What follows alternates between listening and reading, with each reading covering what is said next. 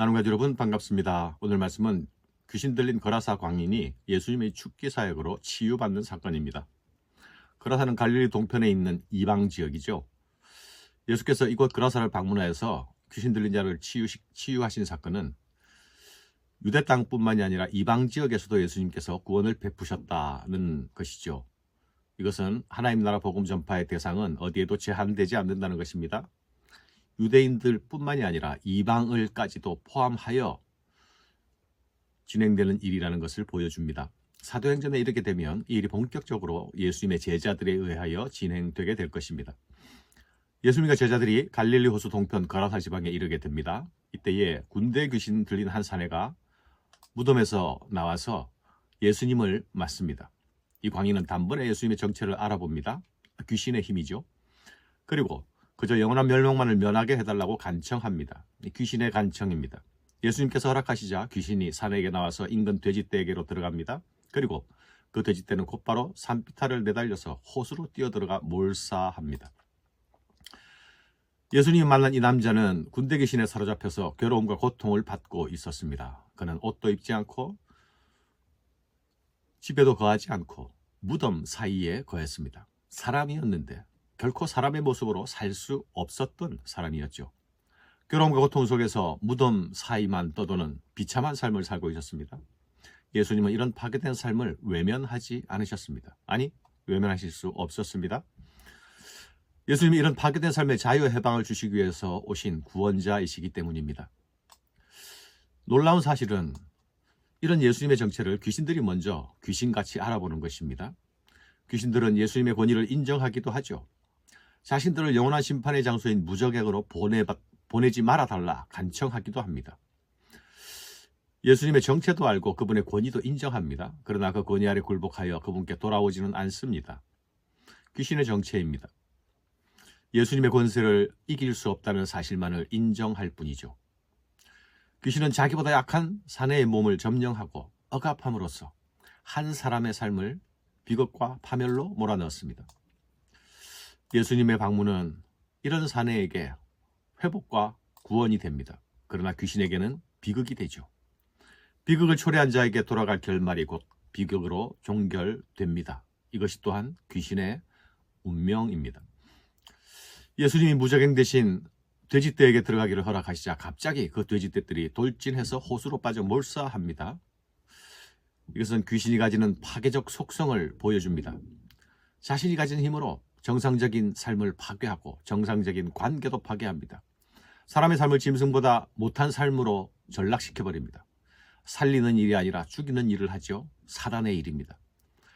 예수님은 이런 귀신에 사로잡힌 자를 긍휼히 여기셨습니다. 사단의 압제 아래서 고통받는 자를 불쌍히 여기십니다. 거라사 땅에서 행하신 예수님의 이 죽기 행적은 예수님의 단순한 능력 과시가 아니지요. 그분의 사랑과 긍휼에서 비롯된 구원 행동입니다. 이런 예수님의 사랑과 긍휼은 절망 가운데 있는 자들에게 비추시는 구원의 빛이기도 합니다. 이런 예수님에 대한 마을 사람들의 대응이 놀랍습니다. 돼지를 치던 목자들은 이 사건을 목격한 후 마을과 주변 지역에 소식을 전하죠. 마을 사람들은 귀신 들린 남자가 온전한 정신으로 예수의 발 앞에 앉은 것을 보고 놀라움과 두려움에 사로잡히게 됩니다. 이 사건은 그들에게도 큰 충격이었죠. 그러나 그들은 예수님께 여기를 떠나달라고 요청합니다. 그들은 귀신 들린 남자가 구원받고 온전한 사람으로 돌아온 이 사건에 집중하지 못합니다. 오히려 자신들이 입은 재정적 손실에 집중합니다. 이 큰 능력을 가진 자가 자신들에게 또 어떤 손실을 가져올지 알 수 없었기 때문입니다. 이들에게는 예수님은 두렵고 위험한 인물이었죠. 이런 반응은 귀신이 예수께 보인 반응과 아주 흡사하지 않습니까? 그러나 여러분, 한 사람은 달리 반응합니다. 예수님의 영적 권위에 순종합니다. 귀신 나간 사람이 함께 있기를 구하였으나 예수께서 그를 보내시며 이르시되 집으로 돌아가 하나님이 네게 어떻게 큰 일을 행하셨는지를 말하라 하시니 그가 가서 예수께서 자기에게 어떻게 큰 일을 행하셨는지 온 성내에 전파하니라. 치유받은 남자는 예수님과 함께 있기를 간청했습니다. 그러나 예수님은 고향에 돌아가서 하나님께서 자신에게 행한 그 일을 전하라고 명하십니다. 이제 그는 자신이 입은 은혜의 증인이 될 것입니다. 그가 받은 치유와 회복은 증인의 간증이 되게 될 것입니다. 예수님께서는 그에게 하나님께서 행하신 큰 일을 전하라 하셨지만, 그런데 그는 예수께서 자신에게 행하신 큰 일을 온 성내에 전합니다. 치유된 사례는 예수님을 통해서 하나님의 능력과 구원이 나타난 것임을 알고 있었던 것입니다. 사랑하는 여러분, 예수님은 우리를 억압에서 해방시키시는 분이십니다. 구원자 예수님의 세상을 향한 사랑은 어떤 지역에도 어떤 사람에도 제한받지 않으십니다. 이방 땅에서도 자유케 하는 복음을 죽기와 치유를 통해서 선포하십니다. 무덤 사이에 살던 군대 귀신 걸린 자는 쇠사슬도 끊어내는 괴력을 소유한 사람이었죠. 귀신 들린 자의 특징이기도 합니다. 귀신이 사람을 사로잡으면 자기 힘을 과시해서 다른 사람들에게 두려움을 주지요. 하지만 귀신 들린 자 자신은 그 귀신의 압제로 인해서 절망과 고통 가운데 신음합니다. 주님은 이런 자를 불쌍히 여기십니다. 사랑하는 여러분, 오늘 우리를 사로잡고 있는 또 다른 힘들이 있습니까? 나의 의지와 달리 나를 끌고 가는 악한 힘이 혹시 있습니까? 예수님은 오늘도 우리에게 자유를 주시는 해방자가 되심을 기억합시다. 어떤 악한 세력도 군대 귀신들도 예수님 앞에서는 무력할 뿐입니다. 우리는 승리하신 예수님의 이름으로 악한 영들을 대적할 수 있음을 기억해야 하겠습니다.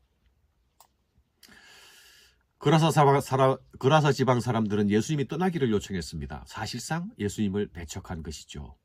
구원자가 행하시는 하나님의 능력을 보았지만 그들의 눈에 보이는 것은 한 생명이 회복되는 것이 아니라 자신들의 경제적인 손실이 더욱 중요했습니다.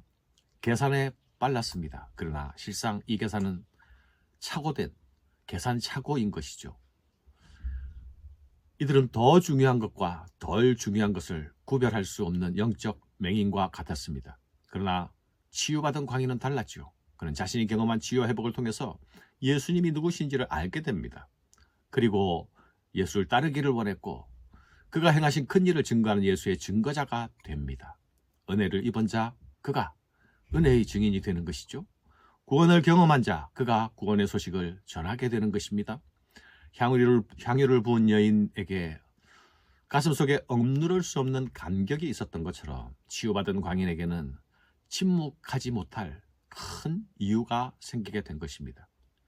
이것이 그를 증인의 길로 이끈 것입니다. 주님이 나에게 베푸신 은혜는 무엇일까요? 내게 예수 그리스도로 인해 경험하게 된 치유와 회복의 사건들이 있습니까? 침묵 대신에 간증하고 침묵 대신 증언해야 하겠습니다. 내게 행하신 예수의 큰 일을 선포해야 합니다. 그것이 예수의 제자로 나아가는 길입니다. 감사합니다.